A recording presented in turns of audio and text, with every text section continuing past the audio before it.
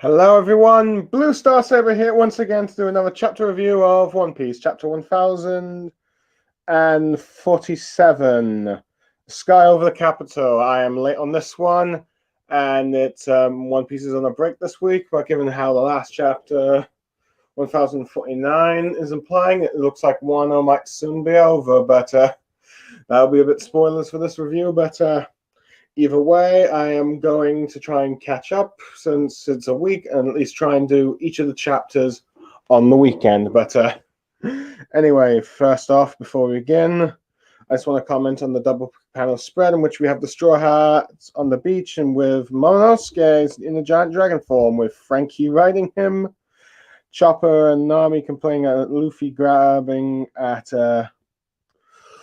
Nami's hammock, if you will. Jimba sleeping. Robin trying to read a book. Brock, I believe, is also sleeping, though perhaps also looking at a very particular angle at Robin, but that's the perverted skeleton for you. Sanji trying to prevent Usopp from eating his, I believe, hot dogs.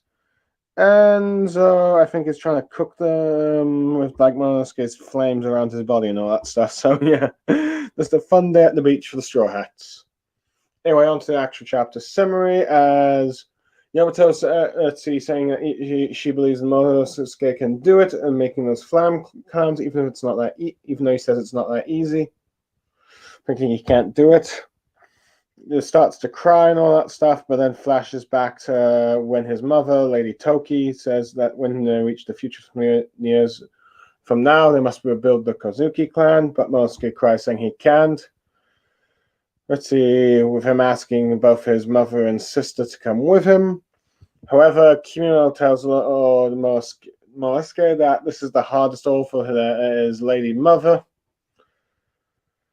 Let's see, where he goes on the speech about how shame, shame is as heavy as life itself here and all that stuff. Let's see, and saying that if a man argues with the courage that a woman has decided and all that stuff, he does nothing but shame her and all that stuff. But Momonosuke cries about how he's a child. But let's see, as Kimo points out, with the death of his father, let's see, that's not the case anymore, as he is now officially the head of the family and all that stuff. And is asking Momonosuke that, let's see, they need to give them this chance to fight again and all that stuff. Let's see, rather than living their lives, be given to the flames. Let's see, and they would rather perish with their blades in hand and all that stuff, and asks them to allow him to die as samurai.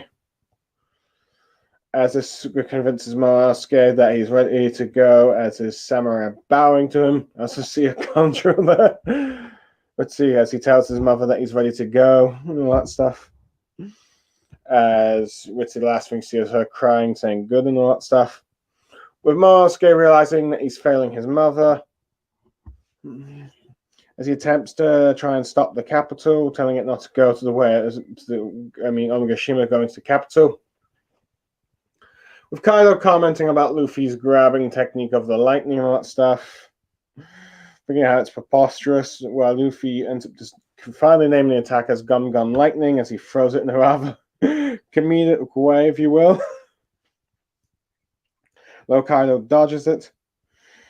Let's see, with him saying, and with Kaido countering attack, mocking him for all the games he wants to play and all that stuff. Reminding him, saying that abilities alone cannot conquer this world, as we get this fun panel of, I think, Kaido deflecting the lightning back at Luffy, or some sort of attack, but Luffy grabbing on and then spinning to dodge.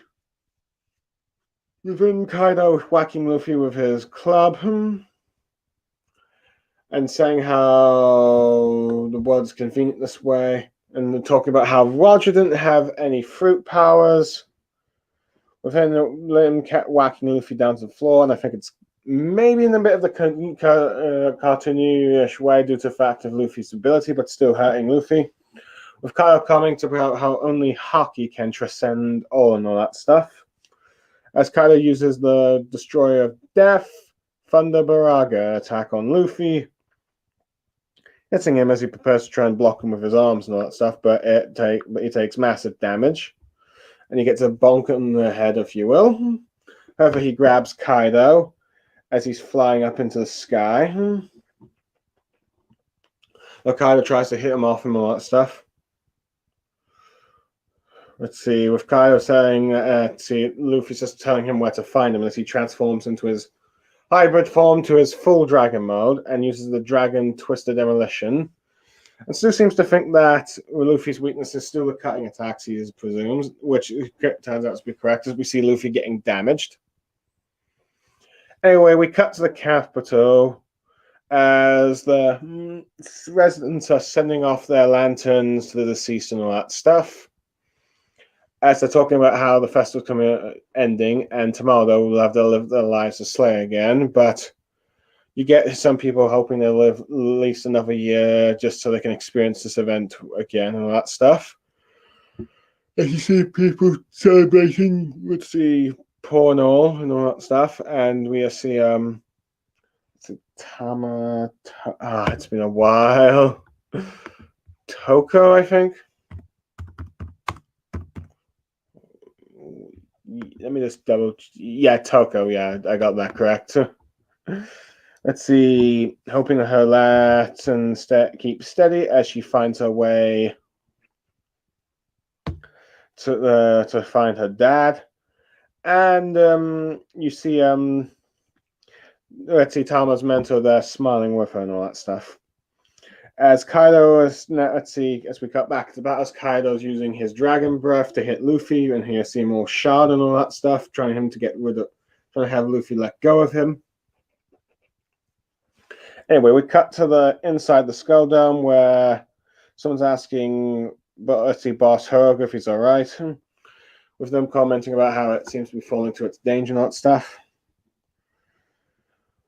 However, Hogarth says that's so fine, as it means that they're pressuring Kaido, and then asks his fellow samurai what they would prefer. If that Straw Hat Luffy defeats Kaido and destroys this place as they fall to their deaths, or survive, but it means Kaido wins and, they'll be slaves for life and that stuff. The samurai just chuckle at this, saying if there's no debate in this, as even though they might have children back in Hakami or wife and Wingo, or just families in general, let's see. As long as they win this battle, even if they die, they can at least die knowing that their families would at least be able to live prosperous again in a free country and all that stuff.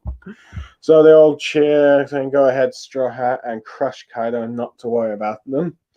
As we see, kids seem to be a bit annoyed with this sort of line of attitude, with some beast pirates calling them insane, given how they're all going to die. Hoguro says, what's wrong with that?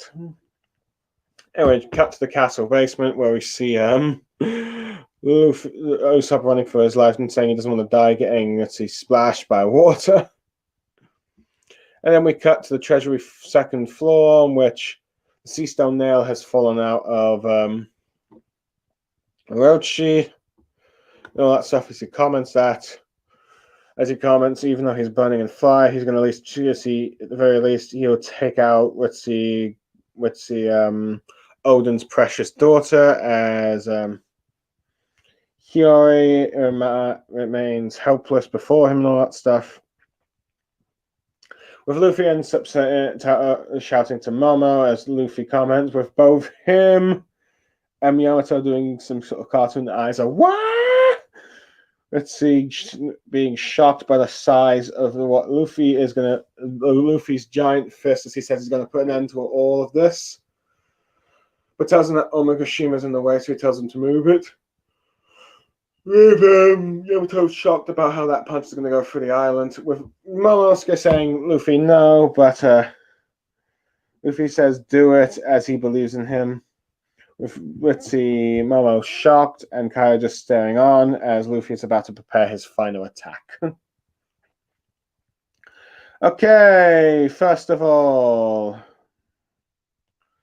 let's see. I do like the flashback. I do like how we have this flashback of how just before Momonosuke is ready to leave and all that stuff. What his mother's telling him to. Momonosuke doesn't want to leave behind his mother and sister and doesn't feel like he can do it and all that stuff.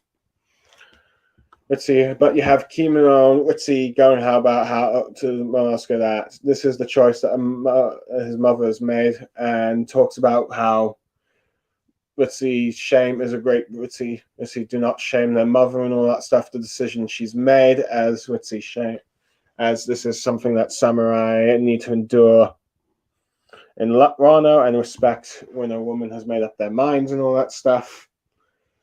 And let's see, after the speech from Kieran about how give them this one more chance to die fighting in the flames if it means helping their avenge their lord, if you will. And then like he's ready to go and all that stuff. No, I just like how Luffy's just throws the lightning and all that stuff, and I guess this might be just the equivalent of Luffy's now weapon thing, but then again, Luffy isn't a Yonko, so actually, put him though. Some might be considering Luffy a Yonko after this arc, but I do like how Kaido just seems to just find how is just smiling at how preposterous it is that Luffy to grab the lightning and all that stuff. But he's skilled to dodge it and even, I think, redirect it or even just try to attack him with his lightning thing. But I still like how Luffy's even just able to just grab the lightning and spin around and dodge. But anyway, but this one interesting thing about this chapter is that we finally get a confirmation of one of the biggest questions or mysteries in One Piece, and is did Gold Roger or Gold D Roger have a devil fruit? And Kaido answer, and with Kaido's answer, it's like with how he says abilities alone can't conquer the world, and points out Roger as an example of having him not having any fruit powers at all. So we finally get the confirmation on that. So yes, Roger never had devil fruit powers, and he went up against the likes of Whitebeard, Kaido, Big Mom, Rocks, Garp, Sengoku, and all that stuff, and he didn't have devil fruit. So the same could be said for Garp as well, really. But yeah. Though granted, some will probably be disappointed that only hockey determines the thing, with those who feel like hockey's been overexposed. But at the very least, we know that Roger never had any of that sort of fruit abilities, but yet with his hockey, he was able to fight all those opponents, including Whitebeard, who had the power to destroy the world with his Quake fruit and all that stuff. But yeah. But I do like Kaido's Thunder Barrage attack on Luffy, and it clearly damages him. But anyway, I do like how Luffy's just keeping, after being hit by Kaido, just decides to grab on because he's preparing for that final attack and all that stuff.